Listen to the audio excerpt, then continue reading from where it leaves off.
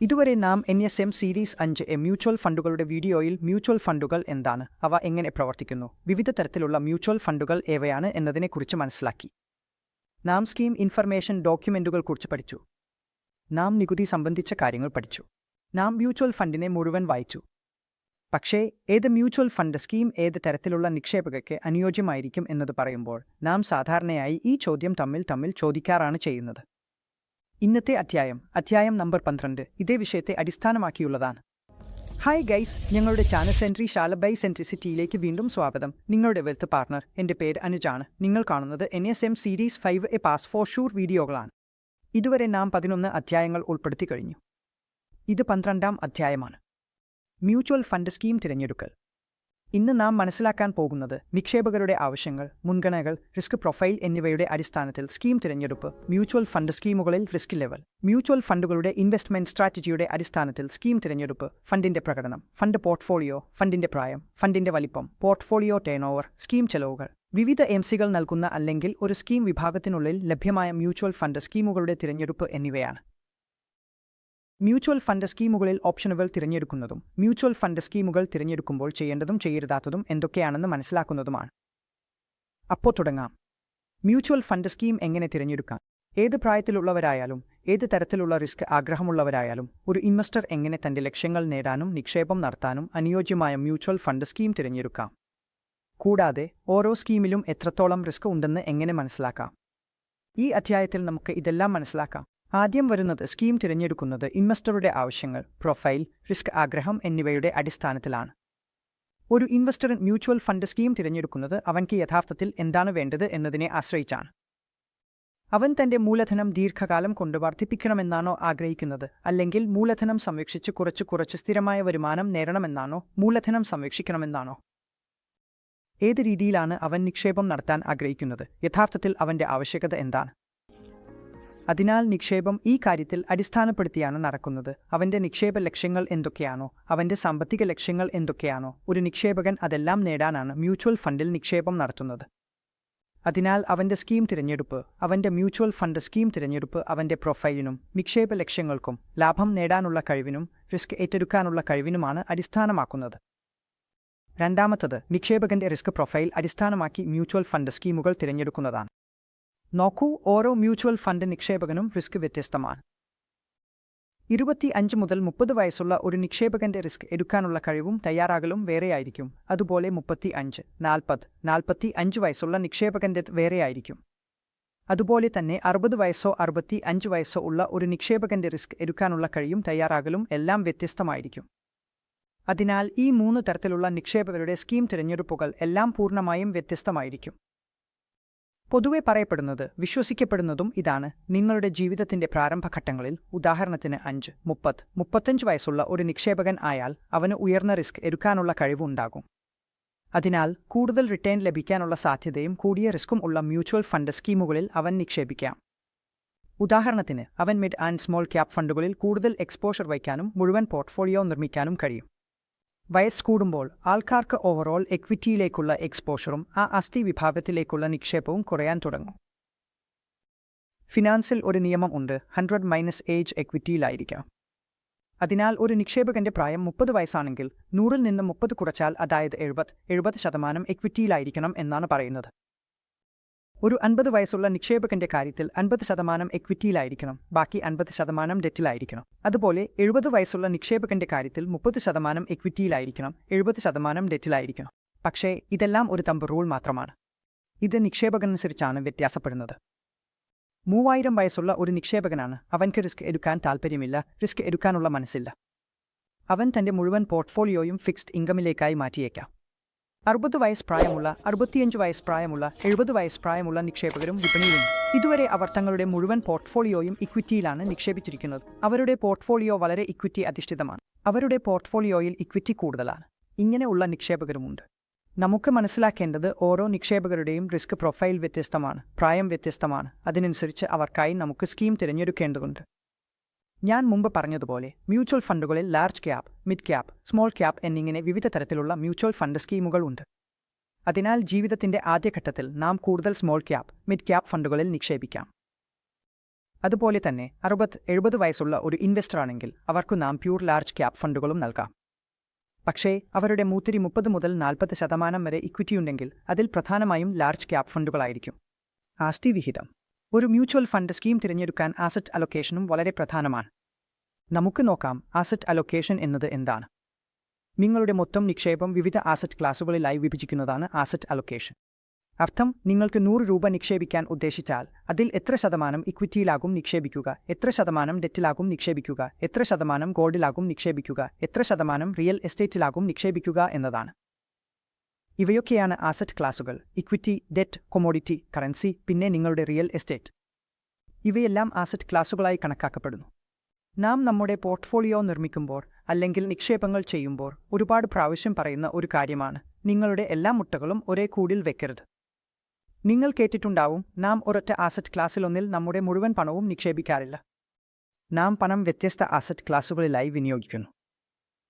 ചില ശതമാനം നാം ഇക്വിറ്റിയിലേക്കാണ് നിക്ഷേപിക്കുന്നത്, ചില ശതമാനം നാം സ്വർണത്തിലേക്കും നിക്ഷേപിക്കുന്നു, ചില ശതമാനം നമ്മുടെ ഫിക്സ്ഡ് ഇൻകമിലേക്കും ഡെറ്റിലേക്കും ബോണ്ടുകളിലേക്കും പോകുന്നു, ചിലർ റിയൽ എസ്റ്റേറ്റിലേക്കും നിക്ഷേപിക്കുന്നു. ഇന്നത്തെ കാലത്ത് നിക്ഷേപത്തിനായി പലരും റിയൽ എസ്റ്റേറ്റിലും നിക്ഷേപിക്കുന്നു. അതിനാൽ നമുക്ക് വ്യത്യസ്ത തരത്തിലുള്ള ആസ്തി വിഭാഗങ്ങൾ ഉണ്ട്. അതിനാൽ ആസ്തി അലോക്കേഷൻ അതിനാലാണ് ഇവിടെ അത്യാവശ്യമായത്. നിങ്ങൾ നിങ്ങളുടെ വിവിധ തരത്തിലുള്ള ആസ്തികളിലേക്കും നിക്ഷേപം വിതരണം ചെയ്യണം. അതിലൂടെ നിങ്ങളുടെ പോർട്ട്ഫോളിയോ നിർമ്മിക്കാനും മൊത്തത്തിലുള്ള പോർട്ട്ഫോളിയോ റിട്ടേൺ നല്ലതാക്കാനും കഴിയും. അതിനാലാണ് ആസ്തി അലോക്കേഷൻ വളരെ പ്രധാനപ്പെട്ടത്. അതിന്റെ അടിസ്ഥാനത്തിലാണ് നിങ്ങൾക്ക് നിങ്ങളുടെ മ്യൂച്വൽ ഫണ്ട് സ്കീമുകൾ തിരഞ്ഞെടുക്കാൻ കഴിയുന്നത്. ഇവിടെ ഞാൻ ഒരു കാര്യവും കൂടി പറയാൻ ആഗ്രഹിക്കുന്നു. ഒരു ദീർഘകാല നിക്ഷേപകനാണ് അവൻ എങ്കിൽ ഇക്വിറ്റികളിലേക്ക് പോകാൻ കഴിയും. തന്റെ ആസ്തി അലോക്കേഷനിലെ വലിയൊരു ഭാഗം അവൻ ഇക്വിറ്റിയിലേക്ക് നിക്ഷേപിക്കാം. പക്ഷേ ഒരു ഷോർട്ട് ടേം നിക്ഷേപകനാണെങ്കിൽ അവൻ എന്തു ചെയ്യും? അവന്റെ നിക്ഷേപ ഹൊറൈസൺ 2 വർഷം, 3 വർഷം, 4 വർഷം മാത്രമാണെങ്കിൽ അങ്ങനെയെങ്കിൽ അവൻ തന്റെ ആസ്തികൾ എങ്ങനെ അലോക്കേറ്റ് ചെയ്യും? ഫിക്സ്ഡ് ഇൻകമിലേക്കും ബോണ്ടുകളിലേക്കും ഡെറ്റ് മ്യൂച്വൽ ഫണ്ടുകളിലേക്കും നിക്ഷേപിക്കാം. അതിനാൽ നിങ്ങൾക്ക് ഒരു മ്യൂച്വൽ ഫണ്ട് ഡിസ്ട്രിബ്യൂട്ടറോ നിങ്ങളുടെ ഉപദേശകനോ ഇതിനെക്കുറിച്ച് വ്യക്തമായി ചോദിച്ചു മാത്രമേ നിക്ഷേപം നടത്താവൂ. നിങ്ങൾ ആരെയെങ്കിലും ചോദിച്ചുറപ്പിച്ചിട്ടേ നിക്ഷേപം നടത്താൻ പറ്റൂ. ഞാൻ മുമ്പ് പറഞ്ഞതുപോലെ നിക്ഷേപകന്റെ പ്രായവും വളരെ പ്രധാനപ്പെട്ടതാണ്, അല്ലെങ്കിൽ വലിയൊരു പങ്ക് വഹിക്കുന്നു, പ്രത്യേകിച്ച് മ്യൂച്വൽ ഫണ്ട് സ്കീം തിരഞ്ഞെടുക്കുമ്പോൾ. പ്രായം തന്നെയാണ് നിങ്ങളുടെ റിസ്ക് നിർണ്ണയിക്കുന്നത്. നിങ്ങളുടെ റിസ്ക് എന്താണ്, എത്രത്തോളം ആകാം? ഞാൻ മുമ്പ് പറഞ്ഞതുപോലെ ജീവിതത്തിന്റെ ആദ്യ ഘട്ടങ്ങളിൽ നമുക്ക് റിസ്ക് എടുക്കാനുള്ള കഴിവ് കൂടുതലായിരിക്കും. നാം റിസ്ക് എടുക്കാൻ കഴിയും. നാം സ്മോൾ ക്യാപ്, മിഡ് ക്യാപ് ഫണ്ടുകളിൽ കൂടുതൽ എക്സ്പോഷർ വയ്ക്കാൻ കഴിയും. എന്നാൽ പ്രായം കൂടുമ്പോൾ നാം ലാർജ് ക്യാപ് ഫണ്ടുകളിലേക്കാണ് കൂടുതൽ മാറുന്നത്. കൂടാതെ ആകെ ഇക്വിറ്റി ആസറ്റ് ക്ലാസ്സിലേക്കുള്ള നമ്മുടെ എക്സ്പോഷറും കുറയുന്നു. നിക്ഷേപ സമയചക്രവാളം. മ്യൂച്വൽ ഫണ്ട് സ്കീം തിരഞ്ഞെടുക്കുമ്പോൾ ഇൻവെസ്റ്റ്മെന്റ് ടൈം ഹൊറൈസണും വളരെ വലിയ പങ്ക് വഹിക്കുന്നു. അവസാനമായി, നാം മ്യൂച്വൽ ഫണ്ടുകൾ വഴി ഏതെങ്കിലും ആസറ്റ് ക്ലാസ്സിൽ നിക്ഷേപിക്കുമ്പോൾ നാം ഒരു ഇൻവെസ്റ്റ്മെന്റ് ഹൊറൈസൺ, ഒരു നിക്ഷേപ സമയപരിധി എന്നിവ കണക്കിലെടുത്താണ് നിക്ഷേപം നടത്തുന്നത്. ഉദാഹരണത്തിന്, ഇക്വിറ്റി ആസറ്റ് ക്ലാസ്സിൽ നാം ദീർഘകാല നിക്ഷേപത്തിനാണ് നിക്ഷേപം നടത്തുന്നത്. 10 കുറയ്ക്കുക 12 വർഷം, 15 വർഷം എന്നിങ്ങനെയുള്ള ദീർഘകാലത്ത് ഇക്വിറ്റിയിൽ വളരെ നല്ല റിട്ടേൺ ലഭിച്ചിട്ടുണ്ടെന്ന് കാണാം. ഡെറ്റിൽ നാം ചെറുതായുള്ള കാലയളവുകൾക്ക് 2 വർഷം, 3 വർഷം, 1 വർഷം എന്നിങ്ങനെയും മണി മാർക്കറ്റ് ഫണ്ടുകളിൽ 1 വർഷത്തിൽ താഴെയുള്ള അൾട്രാ ഷോർട്ട് ടേം ഫണ്ടുകളിലും നിക്ഷേപം നടത്താം. അതിലൂടെ കുറച്ച് റിട്ടേൺ സമ്പാദിക്കാനും കഴിയും. ഗോൾഡ് ഫണ്ടുകൾ ഗോൾഡിന്റെ മൂല്യനിരക്കിനെ ആശ്രയിച്ചാണ് പ്രവർത്തിക്കുന്നത്. അതിനാൽ നാം നിക്ഷേപം ചെയ്യുമ്പോൾ എത്ര സമയം ഏത് ആസറ്റ് ക്ലാസ്സിന് നൽകണമെന്ന് ആലോചിച്ചാണ് നിക്ഷേപം നടത്തുന്നത്. അതിനാലാണ് നിക്ഷേപത്തിന്റെ ടൈം ഹൊറൈസൺ അത്രയും പ്രധാനപ്പെട്ടതാകുന്നത്. ഇപ്പോൾ നാം കോർ ആൻഡ് സാറ്റലൈറ്റ് പോർട്ട്ഫോളിയോയെക്കുറിച്ച് സംസാരിക്കാം. കോർ പോർട്ട്ഫോളിയോ എന്നത് എന്താണ്, സാറ്റലൈറ്റ് പോർട്ട്ഫോളിയോ എന്നത് എന്താണ് എന്നതിനെക്കുറിച്ചാണ് പറയുന്നത്. കോർ പോർട്ട്ഫോളിയോ സാധാരണയായി നിക്ഷേപകന്റെ ദീർഘകാല ആവശ്യങ്ങളും സാമ്പത്തിക ലക്ഷ്യങ്ങളും കണക്കിലെടുത്താണ് രൂപീകരിക്കുന്നത്. കോർ പോർട്ട്ഫോളിയോയിലോ നാം അധികം മാറ്റങ്ങൾ വരുത്താറില്ല. കോർ പോർട്ട്ഫോളിയോയിലുള്ള തന്ത്രം ബൈ ആൻഡ് ഹോൾഡ് എന്ന തന്ത്രമാണ്. അത് ദീർഘകാല നിക്ഷേപമാണ്. അവിടെ ഒരു നിക്ഷേപകന്റെ എല്ലാ ദീർഘകാല സാമ്പത്തിക ലക്ഷ്യങ്ങളും നേടാൻ വേണ്ടി ഒരു കോർ പോർട്ട്ഫോളിയോ രൂപീകരിക്കപ്പെടുന്നു. അതേസമയം സാറ്റലൈറ്റ് പോർട്ട്ഫോളിയോ അതിന്റെ വിപരീതമായി മാർക്കറ്റിന്റെ താൽക്കാലിക അസ്ഥിരതയിൽ നിന്ന് ലാഭം നേടാൻ രൂപകൽപ്പന ചെയ്തതാണ്. അതിനാൽ പറയപ്പെടുന്നത്, നിങ്ങൾ ഒരു സാധാരണ നിക്ഷേപകനാണെങ്കിൽ നിങ്ങളുടെ കോർ പോർട്ട്ഫോളിയോയിലായിരിക്കണം 80% നിക്ഷേപവും, ബാക്കി 20% സാറ്റലൈറ്റ് പോർട്ട്ഫോളിയോയിലായിരിക്കണം. മാർക്കറ്റ് സാഹചര്യവും നിക്ഷേപകന്റെ പ്രായവും റിസ്ക് എടുക്കാനുള്ള കഴിവും അനുസരിച്ചാണ് ഇത് നിർണ്ണയിക്കുന്നത്.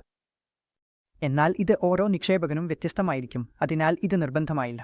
ആദ്യം ഘട്ടങ്ങളിൽ ഒരാൾക്ക് തന്റെ പോർട്ട്ഫോളിയോയിൽ കോർ ഭാഗത്തേക്കാൾ കൂടുതൽ സാറ്റലൈറ്റ് ഭാഗത്താണ് നിക്ഷേപം വയ്ക്കാൻ സാധ്യതയുള്ളത്. എന്നാൽ നിങ്ങൾക്ക് സാറ്റലൈറ്റ് പോർട്ട്ഫോളിയോയും കോർ പോർട്ട്ഫോളിയോയും ആദ്യം നന്നായി മനസ്സിലാക്കേണ്ടതുണ്ട്. കാരണം ഞാൻ മുമ്പ് പറഞ്ഞതുപോലെ കോർ പോർട്ട്ഫോളിയോ ദീർഘകാല ആവശ്യങ്ങൾ അടിസ്ഥാനമാക്കിയുള്ളതാണ്. അതിൽ നിങ്ങൾക്ക് അധികം മാറ്റങ്ങൾ ചെയ്യാൻ കഴിയില്ല. പക്ഷേ നിങ്ങളുടെ സാറ്റലൈറ്റ് പോർട്ട്ഫോളിയോ എന്നത് മാർക്കറ്റിൽ ഉണ്ടാകുന്ന ചെറുതായുള്ള മാറ്റങ്ങളിൽ നിന്നുള്ള ലാഭം നേടാനാണ്. ഉദാഹരണത്തിന് കോവിഡ് വന്നപ്പോൾ അതിന്റെ പിന്നാലെ എല്ലാ ടെക്നോളജി സ്റ്റോക്കുകളും കുതിച്ചുപോയിരുന്നു. എല്ലാ ടെക്നോളജി മ്യൂച്വൽ ഫണ്ടുകളും ആ സമയത്ത് നല്ല റിട്ടേൺ നൽകിയിരുന്നു. ആ സമയത്ത് ആ ചെറിയ വോളറ്റിലിറ്റി കളിക്കാൻ ആഗ്രഹിച്ചിരുന്നെങ്കിൽ ഏത് ഇൻവെസ്റ്ററും അവയിൽ ഇൻവെസ്റ്റ് ചെയ്യാമായിരുന്നു. ഡിജിറ്റൽ ഫണ്ടുകളിൽ ഇൻവെസ്റ്റ് ചെയ്ത് നല്ല റിട്ടേൺ നേടാനായിരിക്കും. പക്ഷേ ഇത് വളരെ കുറച്ച് സമയത്തേക്കാണ്. ഇത് ദീർഘകാലം നിലനിൽക്കുന്ന ഒന്നല്ല. അതിനാൽ നമുക്ക് മനസ്സിലാക്കേണ്ടത് കോർ പോർട്ട്ഫോളിയോ എന്നത് ദീർഘകാല ചിന്തയാണ്. സാറ്റലൈറ്റ് പോർട്ട്ഫോളിയോയും അതുപോലെ.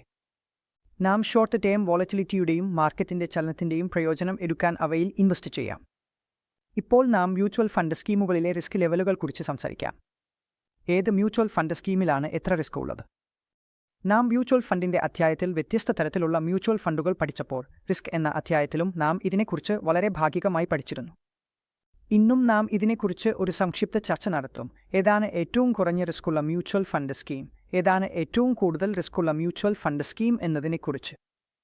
ഇതിൽ ചില ടേബിളുകൾ ഞാൻ നിങ്ങളുടെ മുന്നിൽ കാണിക്കും. നിങ്ങൾ ആ ടേബിളുകൾ കാണാം. അതിലൂടെ ഏതാണ് കൂടുതൽ റിസ്ക്കുള്ള മ്യൂച്വൽ ഫണ്ട്, ഏതാണ് കുറവ് റിസ്ക്കുള്ള മ്യൂച്വൽ ഫണ്ട് എന്ന് സ്വയം വിലയിരുത്താം. ചെറിയ മ്യൂച്വൽ ഫണ്ട് സ്കീമുകളുടെ റിസ്ക് ലെവൽ മനസ്സിലാക്കാം. ഇപ്പോൾ റിസ്ക്കും റിട്ടേണും. മ്യൂച്വൽ ഫണ്ട് സ്കീമുകളുടെ ഹൈറാർക്കി നോക്കുമ്പോൾ ലിക്വിഡ് ഫണ്ടുകൾ ആണ് ഏറ്റവും സുരക്ഷിതമായ ഫണ്ടുകൾ എന്നും ഏറ്റവും കുറവ് റിസ്ക്കുള്ളവയെന്നും കണക്കാക്കപ്പെടുന്നത്. അതിനുശേഷം ഡെറ്റ് ഫണ്ടുകൾ, പിന്നെ ഹൈബ്രിഡ് ഫണ്ടുകൾ, അതിനുശേഷം ഇക്വിറ്റി ഫണ്ടുകൾ വരുന്നു. നിങ്ങൾ കാണുന്ന പോലെ ലിക്വിഡ് ഫണ്ടുകളിൽ നിന്ന് ഡെറ്റ് ഫണ്ടുകളിലേക്കും അതിനുശേഷം ഹൈബ്രിഡ് ഫണ്ടുകളിലേക്കും പിന്നെ ഇക്വിറ്റി ഫണ്ടുകളിലേക്കും പോകുമ്പോൾ ഇൻവെസ്റ്റ്മെന്റ് റിസ്ക് കൂടുന്നതിന് അനുസരിച്ച് പൊട്ടൻഷ്യൽ റിട്ടേണും കൂടുന്നു. വലത്തേക്ക് നീങ്ങുമ്പോൾ റിസ്ക് കൂടുന്നതിന് അനുസരിച്ച് പൊട്ടൻഷ്യൽ റിട്ടേൺ കൂടി ഉയരും എന്ന് പൊതുവായി പറയാം. നോക്കൂ, ഫിനാൻസിൽ ഒരു പ്രസിദ്ധമായ പറയുന്നുണ്ട്: കൂടുതൽ റിസ്ക് എങ്കിൽ കൂടുതൽ റിട്ടേൺ, കുറവ് റിസ്ക് എങ്കിൽ കുറവ് റിട്ടേൺ. നിങ്ങൾ ഒരു എസറ്റ് ക്ലാസ്സിൽ പണം നിക്ഷേപിച്ചാൽ അവിടെ റിസ്ക് ഒന്നുമില്ലെങ്കിൽ നിങ്ങളുടെ റിട്ടേൺസും വളരെ കുറവായിരിക്കും. അതുപോലെ ഉയർന്ന റിസ്ക് ഉള്ളിടത്ത് റിസ്ക് കൂടുന്നതിന് അനുസരിച്ച് നിങ്ങളുടെ റിട്ടേൺസും കൂടും. അതിനാൽ അതേ രീതിയിൽ ഒരു മ്യൂച്വൽ ഫണ്ട് നിക്ഷേപകൻ തന്റെ സ്കീമുകൾ തിരഞ്ഞെടുക്കുന്നതിന് മുമ്പ് ഓരോ മ്യൂച്വൽ ഫണ്ട് സ്കീമിലും എത്ര റിസ്ക് ഉണ്ടെന്ന് നോക്കുന്നത് വളരെ പ്രധാനമാണ്. അവൻ റിസ്ക് മനസ്സിലാക്കിയാൽ അതനുസരിച്ച് പ്രതീക്ഷിക്കാവുന്ന റിട്ടേൺസും മനസ്സിലാക്കാൻ കഴിയും. അതിലൂടെ തന്റെ പണം എവിടെ ഇടണമെന്ന് തീരുമാനിക്കാൻ വലിയ സഹായം ലഭിക്കും. ഇതുവരെ നമ്മൾ കണ്ടത് ആദ്യം ലിക്വിഡ് ഫണ്ടുകൾ, അതിനുശേഷം ഡെറ്റ് ഫണ്ടുകൾ, പിന്നെ ഹൈബ്രിഡ് ഫണ്ടുകൾ, ഒടുവിൽ ഇക്വിറ്റി ഫണ്ടുകൾ എന്നിങ്ങനെയാണ് ക്രമം. ഇങ്ങനെ നമ്മുടെ റിസ്ക് കൂടിക്കൊണ്ടിരിക്കുമ്പോൾ അതിനൊപ്പം റിട്ടേൺസും കൂടുന്നു. ഇപ്പോൾ നാം പ്രത്യേകമായി ഡെറ്റ് ഫണ്ടുകളെക്കുറിച്ച് സംസാരിക്കാം. ഡെറ്റ് ഫണ്ടുകളിൽ ഹൈറാർക്കി എന്താണ് എന്ന് നോക്കാം. ഡെറ്റ് ഫണ്ടുകളിൽ വിവിധ തരത്തിലുള്ള ഡെറ്റ് ഫണ്ടുകൾ ഉണ്ട്. അവയിൽ ഏറ്റവും കുറഞ്ഞ റിസ്ക് ഉള്ളത് ഏതാണ്? അതുപോലെ തന്നെ ഡെറ്റ് ഫണ്ടുകളിൽ തന്നെ ഏറ്റവും കൂടുതൽ റിസ്ക് ഉള്ളത് ഏതാണ്? ഏത് ഡെറ്റ് ഫണ്ടാണ് കുറച്ച് കൂടുതൽ റിസ്കി ആയതും അതിനാൽ കൂടുതൽ റിട്ടേൺ നൽകുന്നതും? അത് നമുക്ക് ഈ ടേബിൾ ഉപയോഗിച്ച് മനസ്സിലാക്കാം. അതിനു മുമ്പ് ഞാൻ നിങ്ങളോട് ഒരു കാര്യം കൂടി പറയട്ടെ. ഡെറ്റ് ഫണ്ടിന്റെ റിട്ടേൺസ് എന്നത് ക്രെഡിറ്റ് റിസ്ക്കും ഇൻട്രസ്റ്റ് റേറ്റ് റിസ്ക്കും ആശ്രയിച്ചാണ് ബാധിക്കപ്പെടുന്നത്. ക്രെഡിറ്റ് റിസ്ക് എന്നത് ലെൻഡർമാരുടെ പ്രിൻസിപ്പലും ഇൻട്രസ്റ്റ് പേയ്മെന്റ്സും തിരികെ നൽകാനുള്ള കഴിവില്ലായ്മയാണ്. ഇൻട്രസ്റ്റ് റേറ്റുകൾ മാർക്കറ്റിൽ ഉയരുമ്പോൾ ഡെറ്റിൽ നമുക്ക് ലഭിക്കുന്ന റിട്ടേൺ കുറയുന്നു. ഇത് ഞാൻ നിങ്ങളോട് മുമ്പത്തെ ചാപ്റ്ററിലും വിശദമായി വിശദീകരിച്ചിരുന്നു. ഇക്കണോമിയിലെ ഡെറ്റ് വിലകളും ഇൻട്രസ്റ്റ് റേറ്റുകളും തമ്മിൽ ഒരു ബന്ധമുണ്ട്. ഡെറ്റിന്റെ ഡ്യൂറേഷൻ നീളമുള്ളതായിരിക്കും. നിങ്ങളുടെ പോർട്ട്ഫോളിയോ ഇൻട്രസ്റ്റ് റേറ്റുകളോട് അത്രയേറെ സെൻസിറ്റീവ് ആയിരിക്കും. അതിനാൽ ഡെറ്റ് പോർട്ട്ഫോളിയോ വലുതായിരിക്കും. ഇൻട്രസ്റ്റ് റേറ്റ്സിലെ ചെറിയൊരു മാറ്റം പോലും അതിൽ വലിയ സ്വാധീനം ചെലുത്തും. അതിനാൽ ഇൻട്രസ്റ്റ് റേറ്റ്സ് അല്പം മാത്രം കൂടിയാലും നിങ്ങളുടെ ഡെറ്റ് പോർട്ട്ഫോളിയോയുടെ റിട്ടേൺ കുറയും. അങ്ങനെ ഈ രണ്ട് റിസ്കുകൾ ഡെറ്റിൽ ഉണ്ടാകുന്നു. നിങ്ങൾ അതനുസരിച്ച് മനസ്സിലാക്കണം. ഡെറ്റിന്റെ സ്കീമുകളിൽ ഏറ്റവും കുറഞ്ഞ റിസ്ക് ഏതാണ്, ഏറ്റവും കൂടുതൽ റിസ്ക് ഏതാണ്, കൂടാതെ ഏറ്റവും കൂടുതൽ റിസ്ക് ഉള്ളത് അതനുസരിച്ച് റിട്ടേൺ നൽകും. നമുക്ക് നോക്കാം. അതിനാൽ ആദ്യം വരുന്നത് നമ്മുടെ ഓവർനൈറ്റ് ഫണ്ടുകൾ, അതിനുശേഷം ലിക്വിഡ് ഫണ്ടുകൾ, പിന്നെ അൾട്രാ ഷോർട്ട് ടേം ബോണ്ട് ഫണ്ടുകൾ. ഡ്യൂറേഷൻ കൂടുന്നതിന് അനുസരിച്ച് അതുപോലെ തന്നെ ഡെറ്റിന്റെ അതുപോലെ തന്നെ പോർട്ട്ഫോളിയോ കൂടുതൽ പലിശ നിരക്കുകളുടെ അസ്ഥിരതയെ നേരിടേണ്ടി വരും. അതനുസരിച്ച് തന്നെ അത് റിട്ടേൺ നൽകും. അതിനാൽ അൾട്രാ ഷോർട്ട് ടേം ബോണ്ട് ഫണ്ടുകൾക്ക് ശേഷം ലോ ഡ്യൂറേഷൻ ഫണ്ടുകൾ, ഷോർട്ട് ഡ്യൂറേഷൻ ഫണ്ടുകൾ, മീഡിയം ഡ്യൂറേഷൻ ഫണ്ടുകൾ, മീഡിയം ലോങ് ഡ്യൂറേഷൻ ഫണ്ടുകൾ, പിന്നെ ലോങ് ഡ്യൂറേഷൻ ഫണ്ടുകൾ എന്നിങ്ങനെയാണ്. ഇപ്പോൾ ക്രെഡിറ്റ് റിസ്കിനെ കുറിച്ച് പ്രത്യേകമായി സംസാരിക്കാം. ഏത് ഡേറ്റ് സ്കീമുകളിലാണ് ക്രെഡിറ്റ് റിസ്ക് ഏറ്റവും കുറവുള്ളത്, ഏത് ഡേറ്റ് സ്കീമുകളിലാണ് ക്രെഡിറ്റ് റിസ്ക് ഏറ്റവും കൂടുതലുള്ളത് എന്നതിനെക്കുറിച്ച്. ഡേറ്റ് ഫണ്ടുകളിൽ ക്രെഡിറ്റ് റിസ്കിന്റെ ഹൈറാർക്കി. ഏറ്റവും ആദ്യം ഗിൽറ്റ് ഫണ്ടുകൾ വരുന്നു, അതിനുശേഷം ബാങ്കിംഗ് ആൻഡ് PSU.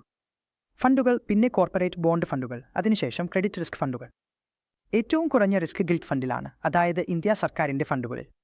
അതിനുശേഷം ബാങ്കിങ് ആൻഡ് PSU ഫണ്ടുകൾ വരുന്നു. അവയിൽ റിസ്ക് കുറച്ച് കൂടും, അതിനൊപ്പം റിട്ടേൺസും കുറച്ച് കൂടുതലായിരിക്കും. അതിനുശേഷം കോർപ്പറേറ്റ് ബോണ്ട് ഫണ്ടുകൾ വരുന്നു. കോർപ്പറേറ്റ് ബോണ്ട് ഫണ്ടുകളിൽ എല്ലാ പണവും ഇരട്ടി A+ലേക്ക് പോകുന്നു. അതിനുശേഷം ക്രെഡിറ്റ് റിസ്ക് വരുന്നു. ക്രെഡിറ്റ് റിസ്ക് ഫണ്ടുകളിൽ AA+, AA റേറ്റിംഗിലുള്ള ബോണ്ടുകളിലായിരിക്കും പണം നിക്ഷേപിക്കുന്നത്. അതിനാൽ ക്രെഡിറ്റ് റിസ്ക് ഫണ്ടുകൾ കോർപ്പറേറ്റ് ബോണ്ട് ഫണ്ടുകളേക്കാൾ കുറച്ച് കൂടുതൽ റിസ്കിയാണ്, പക്ഷേ ക്രെഡിറ്റ് റിസ്ക് ഫണ്ടുകളിൽ റിട്ടേൺസും കുറച്ച് കൂടുതലായിരിക്കും. അതിനാൽ ഈ അടിസ്ഥാനത്തിൽ ക്രെഡിറ്റ് റിസ്കിന്റെ അടിസ്ഥാനത്തിൽ നമുക്ക് ഒരു ഹൈറാർക്കി ഒരുക്കേണ്ടി വരുമെങ്കിൽ ഈ ടേബിൾ നമുക്ക് മനസ്സിലാക്കേണ്ടതായിരിക്കും. ക്വസ്റ്റൻ നേരിട്ട് ക്രെഡിറ്റ് റിസ്കിന്റെ അടിസ്ഥാനത്തിൽ വരുമ്പോൾ ഏതാണ് ഏറ്റവും കുറവ് റിസ്കിയുള്ളത്, ഏതാണ് കൂടുതൽ റിസ്കിയുള്ളത് എന്നത് നാം ടേബിൾ നോക്കി മനസ്സിലാക്കി അതനുസരിച്ച് തീരുമാനിച്ച് നമ്മുടെ ഉത്തരമൊന്നും നൽകാൻ കഴിയും. ഒരു ന്യൂറോസ്റ്റോ ആയി നിങ്ങൾക്ക് ഇത് മനസ്സിലാകുന്നുവെങ്കിൽ അതനുസരിച്ച് നിങ്ങൾക്ക് നിങ്ങളുടെ ഇൻവെസ്റ്റ്മെന്റും ചെയ്യാൻ കഴിയും. കൂടാതെ നിങ്ങളുടെ റിസ്ക് എടുക്കുന്ന ശേഷിയനുസരിച്ച് ഇൻവെസ്റ്റ് ചെയ്ത് നല്ല റിട്ടേൺ സമ്പാദിക്കാനും കഴിയും. ഇപ്പോൾ നാം സംസാരിക്കാം ഇക്വിറ്റി മ്യൂച്വൽ ഫണ്ടുകളുടെ റിസ്ക് റിട്ടേൺ ഹൈറാർക്കിയെക്കുറിച്ച്. ഏറ്റവും കൂടുതൽ ചലനമുണ്ടായിടത്താണ്, ഏറ്റവും കൂടുതൽ ആളുകൾ പണം നിക്ഷേപിക്കാൻ ഇഷ്ടപ്പെടുന്നിടത്താണ്, ഏറ്റവും കൂടുതൽ ആളുകൾ ഇൻവെസ്റ്റ് ചെയ്യുന്നിടത്താണ് ഏറ്റവും കൂടുതൽ ഇൻവെസ്റ്റ്മെന്റുകൾ വരുന്നതും ഏറ്റവും കൂടുതൽ ഇൻവെസ്റ്റർമാർ SIP ചെയ്യാൻ ഇഷ്ടപ്പെടുന്നതും അതേ സ്ഥലത്താണ്. നമുക്ക് മനസ്സിലാക്കാം മ്യൂച്വൽ ഫണ്ടുകളുടെ റിസ്ക് റിട്ടേൺ ഹൈറാർക്കി എങ്ങനെയാണെന്ന്. ഏറ്റവും കൂടുതൽ റിസ്ക് ഉള്ളത് സ്മോൾ ക്യാപ് ഫണ്ടുകളാണ്. ഏറ്റവും കൂടുതൽ സ്മോൾ ക്യാപ് ഫണ്ടുകളാണ്. അതിനേക്കാൾ കുറവ് റിസ്ക് ഉള്ളത് മിഡ് ക്യാപ് ഫണ്ടുകളാണ്. അതിനുശേഷം മൾട്ടി ക്യാപ് ഫണ്ടുകൾ, പിന്നെ ലാർജ് ആൻഡ് മിഡ് ക്യാപ് ഫണ്ടുകൾ, അതിനുശേഷം ലാർജ് ക്യാപ് ഫണ്ടുകൾ. നമുക്ക് ഇക്വിറ്റിയെക്കുറിച്ച് സംസാരിക്കുമ്പോൾ ലാർജ് ക്യാപ് ഏറ്റവും കുറഞ്ഞ റിസ്ക് ഉള്ളതാണെന്ന് കണക്കാക്കപ്പെടുന്നു. ഏറ്റവും കുറവ് റിസ്ക് ലാർജ് ക്യാപിലാണ്, ഏറ്റവും കൂടുതൽ റിസ്ക് സ്മോൾ ക്യാപിലാണ്. ഇത് എന്തുകൊണ്ടാണ് എന്നത് നാം മുൻ ചാപ്റ്ററിൽ വളരെ വിശദമായി ഉൾപ്പെടുത്തിയിട്ടുണ്ട്. നിങ്ങൾക്ക് റിസ്ക് എന്നത് മുഴുവൻ മനസ്സിലാക്കണമെങ്കിൽ ഞങ്ങളുടെ മുൻ വീഡിയോ കാണാം. എന്നാൽ ഈ ഹൈറാർക്കിയുടെ കാര്യത്തിൽ ഏറ്റവും കൂടുതൽ റിസ്ക് ഉള്ളത് ലാർജ് ക്യാപ് ആണ്, ഏറ്റവും കുറവ് റിസ്ക് ഉള്ളത് സ്മോൾ ക്യാപ് ആണ്. അതിനാൽ ഈ ചോദ്യം വന്നാൽ നമുക്ക് ഇത് ശരിയായി മനസ്സിലാക്കി ഉത്തരം നൽകാം.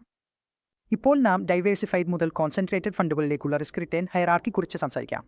ഒരു ഡൈവേഴ്സിഫൈഡ് ഫണ്ട് ആണെങ്കിൽ അത് സമ്പദ്വ്യവസ്ഥയിലെ എല്ലാ സെക്ടറുകളും ഉൾക്കൊള്ളുന്നു. മറുവശത്ത് ഒരു കോൺസെൻട്രേറ്റഡ് പോർട്ട്ഫോളിയോ ഉണ്ട്.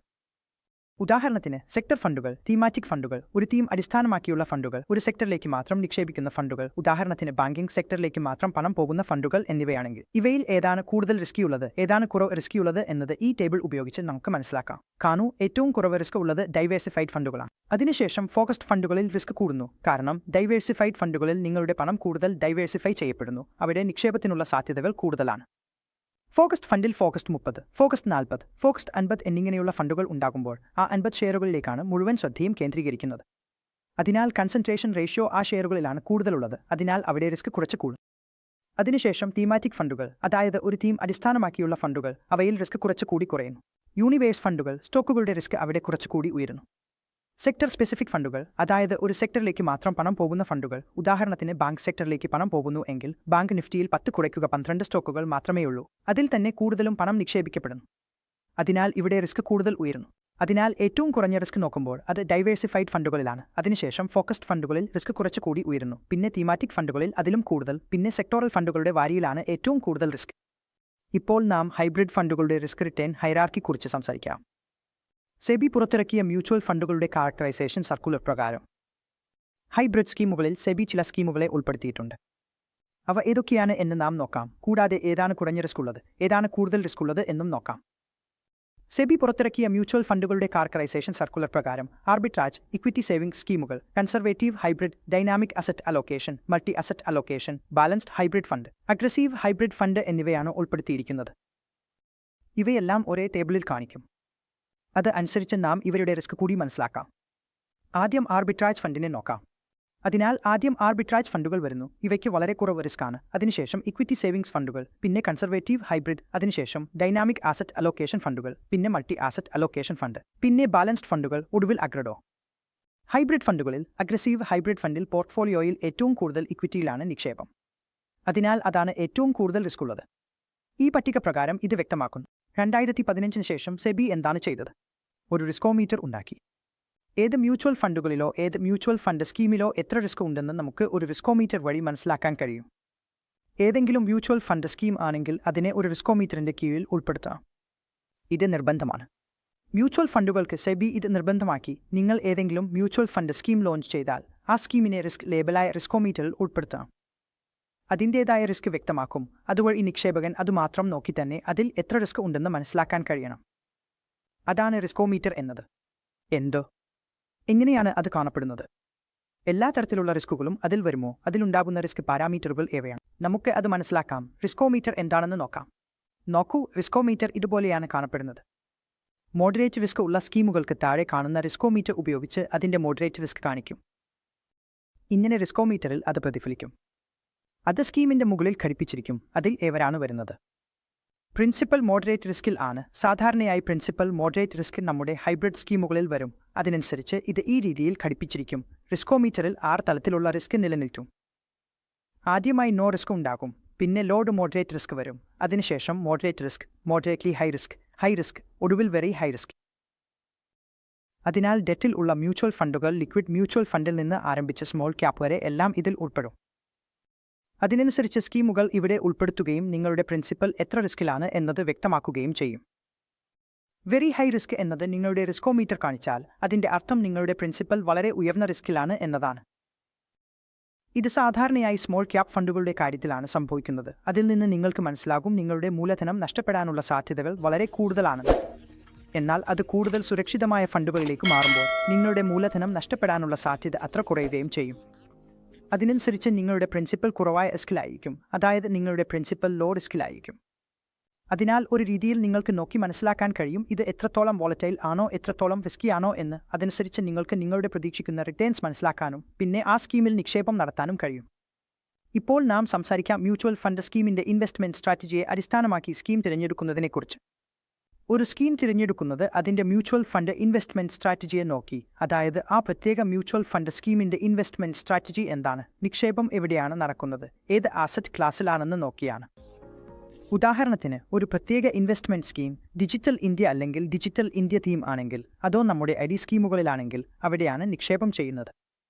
അതിനാൽ നിങ്ങളുടെ ഇൻവെസ്റ്റ്മെൻറ്റ് ലക്ഷ്യവും ആ സ്കീമുമായി പൊരുത്തപ്പെടുന്നുവെങ്കിൽ നിങ്ങൾ അതിൽ നിക്ഷേപം ചെയ്ത് റിട്ടേൺ നേടാൻ കഴിയും.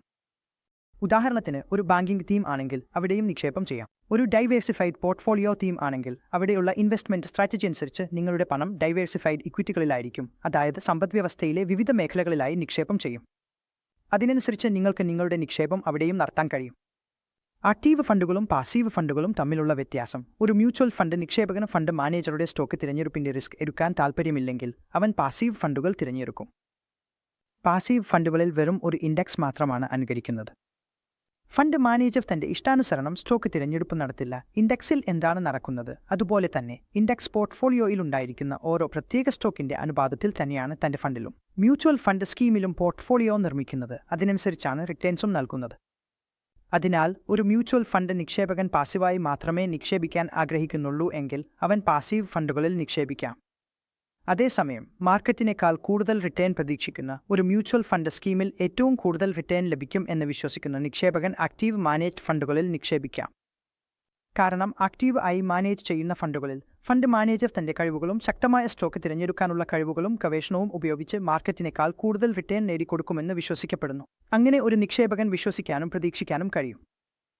അതിനാലാണ് നിങ്ങൾ ആക്റ്റീവ് ആയി മാനേജ് ചെയ്യുന്ന ഫണ്ടുകളിലും പാസീവ് ആയി മാനേജ് ചെയ്യുന്ന ഫണ്ടുകളിലും നിക്ഷേപം നടത്താൻ കഴിയുന്നത്. ഇരു കാര്യങ്ങളും മനസ്സിലാക്കിയ ശേഷം നിങ്ങൾക്ക് എവിടെയാണ് നിക്ഷേപിക്കേണ്ടതെന്ന് തീരുമാനിക്കുന്നത് എളുപ്പമാകും. സ്കീം തിരഞ്ഞെടുപ്പ് business, large cap, mid cap, small cap. നാം ഈ അധ്യായത്തിൽ കണ്ടതുപോലെ നിങ്ങൾ ജീവിതത്തിന്റെ പ്രാരംഭഘട്ടങ്ങളിൽ ആയാൽ നിങ്ങളുടെ exposure small cap, mid cap ഫണ്ടുകളിലേക്ക് കൂടുതലായിരിക്കും. കൂടാതെ നിങ്ങൾക്ക് കൂടുതൽ റിട്ടേൺ പ്രതീക്ഷിക്കാനും കഴിയും. അതുപോലെ തന്നെ നിങ്ങളുടെ പോർട്ട്ഫോളിയോയിലേക്ക് കൂടുതൽ വോളറ്റിലിറ്റി വേണ്ടുന്നുണ്ടെങ്കിൽ നിങ്ങൾക്ക് ലാർജ് ക്യാപ്പ് ഫണ്ടുകൾ കൂടുതലായി ഉൾപ്പെടുത്താം. അല്ലെങ്കിൽ മിക്സഡ് പോർട്ട്ഫോളിയോയും ഒരുക്കാം. ഉദാഹരണത്തിന് ലാർജ് ക്യാപ്പ്, മിഡ് ക്യാപ്പ് എന്നിവ ചേർത്ത് 70% ലാർജ് ക്യാപ്പ്, 30% മിഡ് ക്യാപ്പ് എന്നിങ്ങനെയും നിർവഹിക്കാം. ഇതുപോലുള്ള ഫണ്ടുകൾ മാർക്കറ്റിൽ ഉണ്ട്. അതിനാൽ നിങ്ങൾക്ക് നിങ്ങളുടെ ആവശ്യാനുസരണം മനസ്സിലാക്കേണ്ടതാണ് ലാർജ് ക്യാപ്പിലാണോ മിഡ് ക്യാപ്പിലാണോ അല്ലെങ്കിൽ സ്മോൾ ക്യാപ്പിലാണോ നിക്ഷേപിക്കേണ്ടത്. Large cap, mid cap, small cap എന്നിവയൊക്കെ എന്താണ്? ഇത് വളരെ വിശദമായി നാം 2ാം അധ്യായത്തിൽ കണ്ടിട്ടുണ്ട്. അവിടെ വ്യത്യസ്ത തരത്തിലുള്ള മ്യൂച്വൽ ഫണ്ടുകളെ കുറിച്ച് വിശദീകരിച്ചിട്ടുണ്ട്. ഇതിനുശേഷം വരുന്നത് ഗ്രോത്ത് ആൻഡ് വാല്യൂ ഇൻവെസ്റ്റ്മെന്റാണ്. വാല്യൂ ഫണ്ടുകൾ ഏതൊക്കെയാണ്, ഗ്രോത്ത് ഫണ്ടുകൾ ഏതൊക്കെയാണ് എന്നത് 10ഉം 11ഉം അധ്യായങ്ങളിൽ വളരെ വ്യക്തമായി നിർവചിച്ചിരിക്കുന്നു. നാം അതിനെ വീണ്ടും വേഗത്തിൽ ഒന്ന് നോക്കാം. ഗ്രോത്ത് ഫണ്ടിൽ ഉൾപ്പെടുന്നത് ആ കമ്പനികളാണ് അവരുടെ ഫണ്ടമെന്റൽസ് വളരെ ശക്തമാണ്, PE വളരെ ഉയർന്നതാണ്, EPS ഉയർന്നതാണ്, കൂടാതെ വളർച്ചയുടെ സാധ്യതകൾ അവരുടെ കാലയളവിൽ ഏറ്റവും കൂടുതലാണ്. അപ്പോൾ വളർച്ചാ ഓഹരികളിലാണ് പണം കൃത്യമായി ഉള്ളത്. വളർച്ചാ ഓഹരികളാണ് ഒരു സമ്പദ്വ്യവസ്ഥയുടെ വളർച്ചയേക്കാൾ ഉയർന്ന വരുമാനം നൽകുന്നത്. അതിനാൽ ഗ്രോത്ത് ഫണ്ടുകൾ ഒരു സാമ്പത്തിക വ്യവസ്ഥയുടെ വളർച്ചയേക്കാൾ കൂടുതൽ റിട്ടേൺ നൽകും. അത് അനുസരിച്ച് നിങ്ങൾക്ക് ഗ്രോത്ത് ഫണ്ടുകളിൽ പണം നിക്ഷേപിക്കാം. അതുപോലെ തന്നെ നിങ്ങൾക്ക് വാല്യൂ ഫണ്ടുകളിലും പണം നിക്ഷേപിക്കാം. സാധാരണയായി വാല്യൂ ഫണ്ടുകൾ എന്താണ്? നല്ല കമ്പനിയാണോ? അടിസ്ഥാനപരമായി സാമ്പത്തികമായി ശക്തമായ കമ്പനിയാണോ? പക്ഷേ ഏതോ കാരണവശാൽ മാർക്കറ്റ് അവരുടെ യഥാർത്ഥ മൂല്യം തിരിച്ചറിഞ്ഞിട്ടില്ല. അതിനാൽ ഇത് ഒരു ദീർഘകാല ബറ്റാണ്. ദീർഘകാല നിക്ഷേപകരിൽ പൊതുവെ വലിയ നിക്ഷേപകരെല്ലാം വാല്യൂ ഇൻവെസ്റ്റർമാരാണ്. ഇപ്പോൾ വാല്യൂ ഇൻവെസ്റ്റ്മെന്റിൽ നിങ്ങൾക്ക് കിട്ടുന്ന സ്റ്റോക്ക് കുറച്ച് അണ്ടർവാല്യൂഡ് ആയിരിക്കും. നിങ്ങൾക്ക് അണ്ടർവാല്യൂഡ് സ്റ്റോക്ക് വാങ്ങാൻ കഴിയും. പിന്നെ മാർക്കറ്റ് ആ സ്റ്റോക്കിന്റെ യഥാർത്ഥ മൂല്യം തിരിച്ചറിയുന്നത് വരെ കാത്തിരിക്കുക. മാർക്കറ്റ് ആ സ്റ്റോക്കിന്റെ മൂല്യം തിരിച്ചറിയുമ്പോൾ ആ സ്റ്റോക്കിന്റെ വില പെട്ടെന്ന് ഉയരും. അതിനാൽ നിങ്ങൾക്ക് ലാഭം ലഭിക്കും. അതിനാൽ ദീർഘകാലത്തിൽ വളരെ നല്ലതായുള്ള തന്ത്രങ്ങൾ പ്രവർത്തിക്കും. ഇന്റർനാഷണൽ ഇക്വിറ്റി ഫണ്ടുകളിലും നിങ്ങൾക്ക് നിക്ഷേപം നടത്താൻ കഴിയും. ഇന്റർനാഷണൽ ഇക്വിറ്റി ഫണ്ടുകൾ തിരഞ്ഞെടുക്കാനുള്ള മാനദണ്ഡം നിങ്ങളുടെ ഇന്റർനാഷണൽ ഇക്വിറ്റി ഫണ്ടുകളുടെ അടിസ്ഥാനത്തിൽ ആകണം. ഇന്റർനാഷണൽ ഇക്വിറ്റി ഫണ്ടുകളിൽ ആദ്യം തന്നെ നിങ്ങൾക്ക് അന്താരാഷ്ട്ര ഇക്വിറ്റി മാർക്കറ്റിൽ എക്സ്പോഷർ ലഭിക്കും. കൂടാതെ അതിൽ നിങ്ങളുടെ എക്സ്പോഷർ രൂപയുടെ എക്സ്ചേഞ്ച് റേറ്റിലും ഉണ്ടാകും. രൂപയുടെ മൂവ്മെന്റ് നിങ്ങളുടെ റിട്ടേണുകളെ എങ്ങനെ ബാധിക്കുന്നു എന്നതും അതിലൂടെ കാണാം. റിസ്ക് എന്നതിൽ നമ്മൾ ഇത് പഠിച്ചിട്ടുണ്ട്. അതിനാൽ ഒരു ഇൻവെസ്റ്റർ തന്റെ പോർട്ട്ഫോളിയോ കുറച്ച് ഡൈവേഴ്സിഫൈ ചെയ്യാൻ ഇന്റർനാഷണൽ ഇക്വിറ്റി ഫണ്ടുകളിൽ നിക്ഷേപം നടത്തുന്നു. ഏതെങ്കിലും ഇക്കണോമിയിൽ കൂടുതൽ റിട്ടേൺസിന് സാധ്യതയുണ്ടെങ്കിൽ അവിടെ കൂടുതൽ പണം നിക്ഷേപിക്കാൻ ആൾക്ക് കഴിയും.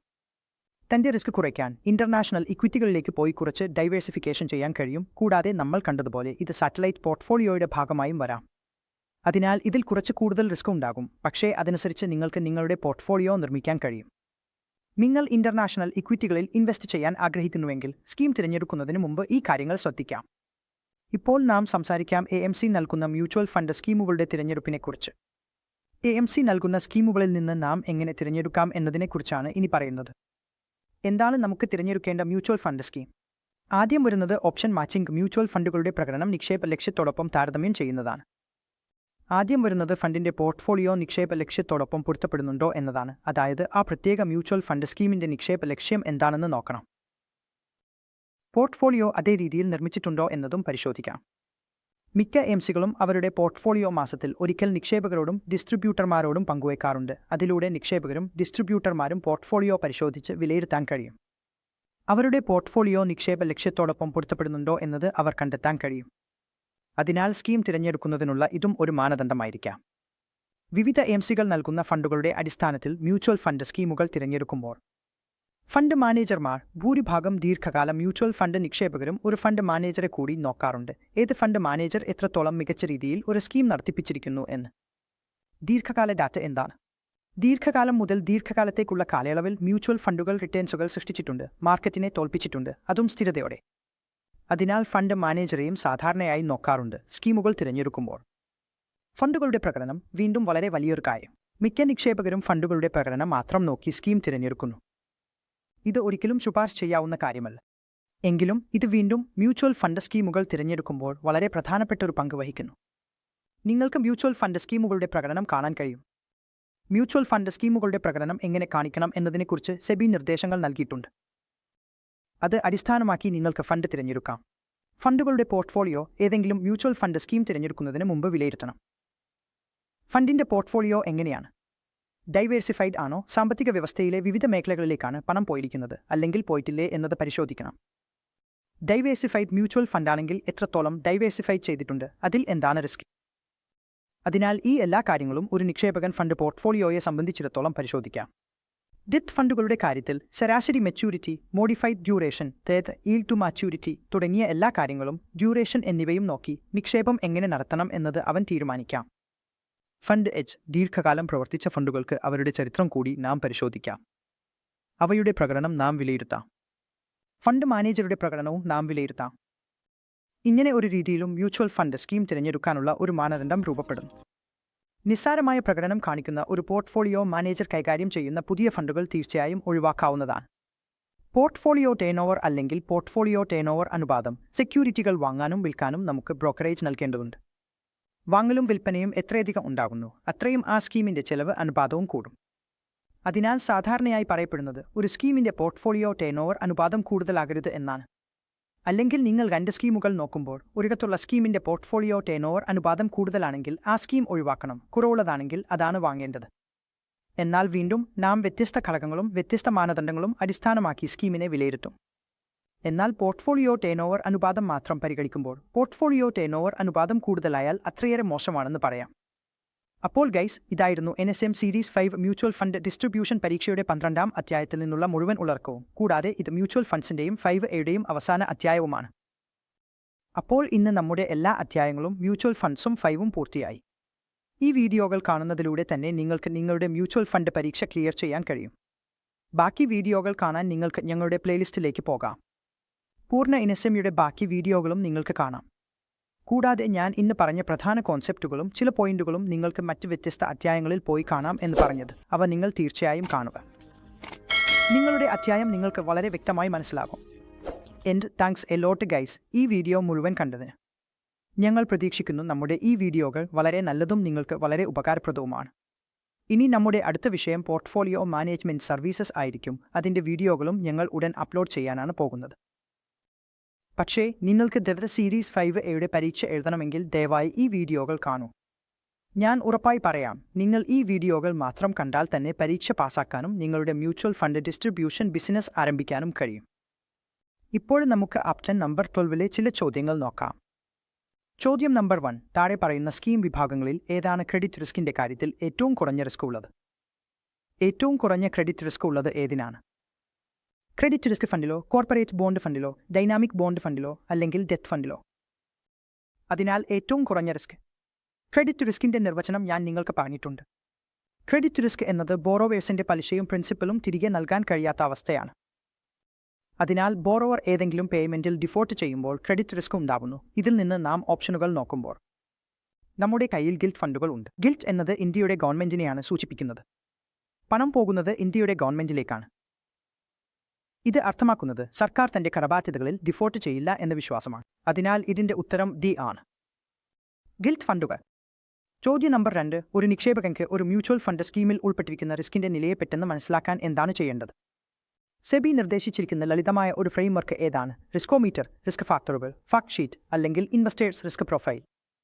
ഇവയിൽ ഏതാണ് ഒരു നിക്ഷേപകൻ നോക്കിയാൽ വളരെ വേഗത്തിൽ ഒരു മ്യൂച്വൽ ഫണ്ട് സ്കീമിൽ എത്ര റിസ്ക് ഉൾപ്പെട്ടിരിക്കുന്നു എന്ന് മനസ്സിലാക്കാൻ കഴിയുന്നത്?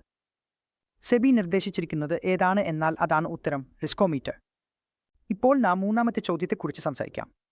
പേസി ഫണ്ടുകൾ സുരക്ഷിതമാണോ? അവയുടെ NAV താഴേക്ക് പോകുന്നില്ല വിപണി വീഴുമ്പോഴും. സത്യമാണോ അല്ലയോ? ചോദ്യം പറയുന്നത് പേസി ഫണ്ടുകൾ സുരക്ഷിതമാണെന്നും അവയുടെ NAV ഒരിക്കലും താഴേക്ക് പോകുന്നില്ലെന്നും ആണ്. വിപണി താഴേക്ക് പോകുമ്പോൾ അതിങ്ങനെ അല്ല. പേസി ഫണ്ടുകളിൽ പണം പോകുന്നത് ഇൻഡെക്സ് ഫണ്ടിലേക്കാണ്. ഇൻഡെക്സ് താഴേക്ക് പോയാൽ പേസി ഫണ്ടുകളും താഴേക്ക് പോകും. അവയുടെ NAVയും അതനുസരിച്ച് താഴും. അതിനാൽ ഈ പ്രസ്താവന തെറ്റാണ്. അതിനാൽ ഉത്തരം ബി, തെറ്റ്. ഇപ്പോൾ നാം നാലാമത്തെ ചോദ്യത്തെക്കുറിച്ച് സംസാരിക്കാം. താഴെ പറയുന്ന സ്കീമുകളിൽ ഏതാണ് കൺസെൻട്രേഷൻ റിസ്ക് ഏറ്റവും കുറവായിരിക്കുന്നത്? എന്തിലാണ് അതുണ്ടാകുക? മൾട്ടിക്യാപ് ഫണ്ടിലോ, ഫോക്കസ് ഫണ്ടിലോ, തീമാറ്റിക് ഫണ്ടിലോ, സെക്ടർ ഫണ്ടിലോ? നോക്കൂ, കൺസെൻട്രേഷനുമായി ബന്ധപ്പെട്ട് നാം വീഡിയോയിൽ വളരെ വ്യക്തമായി കണ്ടത് മൾട്ടിക്യാപ് ഫണ്ടുകളിൽ കൺസെൻട്രേഷൻ റിസ്ക് ഏറ്റവും കുറവാണ്. കാരണം അവ വിവിധ ക്യാപ്സുകളിലായി മുഴുവൻ യൂണിവേഴ്സിലായി പണം നിക്ഷേപിക്കുന്നു. എന്നാൽ ഫോക്കസ് ഫണ്ടിൽ കുറച്ച് ഫോക്കസ് ഉണ്ട്. 30, 40, 50 സ്റ്റോക്കുകളിൽ ഫോക്കസ് ഉണ്ടാകാം. തീമാറ്റിക് ഫണ്ടുകളിൽ ഒരു തീമിൽ മാത്രം ഫോക്കസ് ഉണ്ടാകും. സെക്ടർ ഫണ്ടുകളിൽ കൂടി കൺസെൻട്രേഷൻ റേഷ്യോ ഉയർന്നിരിക്കും. കാരണം പണം ഒരു സെക്ടറിലേക്ക് മാത്രം പോകുന്നു.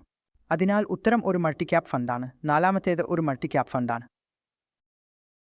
ചോദ്യം നമ്പർ 5 ഫണ്ടുകളും ക്ലോസ് എൻഡ് ഡെറ്റ് ഫണ്ടുകളും. നാം ഇന്നുവരെ പഠിച്ചതുപോലെ ഫിക്സ്ഡ് മെച്യൂരിറ്റി പ്ലാൻസ്, അതായത് FMBകൾ ക്ലോസ് എൻഡ് ഡെറ്റ് ഫണ്ടുകളിലാണ് ഉൾപ്പെടുന്നത്. മറ്റുള്ള എല്ലാ ഫണ്ടുകളും ഓപ്പൺ എൻഡ് ആണ്. അതിനാൽ ഉത്തരം ഫിക്സ്ഡ് മെച്യൂരിറ്റി പ്ലാൻസ് ആണ്. അവസാനിച്ചു. ഇതാണ് ചാപ്റ്റർ 12ൽ നിന്നുള്ള എല്ലാം. ഇപ്പോൾ നാം എല്ലാ ചോദ്യങ്ങളും പൂർത്തിയാക്കിയിട്ടുണ്ട്. നിങ്ങൾക്ക് ഏതെങ്കിലും വിഷയത്തോടോ അല്ലെങ്കിൽ NSM 5 സംബന്ധിച്ചോ സംശയമുണ്ടെങ്കിൽ ദയവായി ഞങ്ങളോട് അറിയിക്കൂ. നിങ്ങൾക്ക് കമന്റ് സെക്ഷനിൽ കമന്റ് ചെയ്ത് ഞങ്ങളോട് പറയാം. നിങ്ങളുടെ എല്ലാ ചോദ്യങ്ങൾക്കും നിർദ്ദേശങ്ങൾക്കും ഫീഡ്ബാക്കുകൾക്കും ഞങ്ങൾ സന്തോഷത്തോടെ മറുപടി നൽകും. ദയവായി ഞങ്ങളുടെ ഈ ചാനൽ സബ്സ്ക്രൈബ് ചെയ്യുകയും ഞങ്ങളുടെ വീഡിയോ ലൈക്ക് ചെയ്യുകയും ഷെയർ ചെയ്യുകയും ചെയ്യൂ. നിങ്ങളുടെ പിന്തുണയ്ക്ക് വളരെ നന്ദി ഗൈസ്. ബൈ.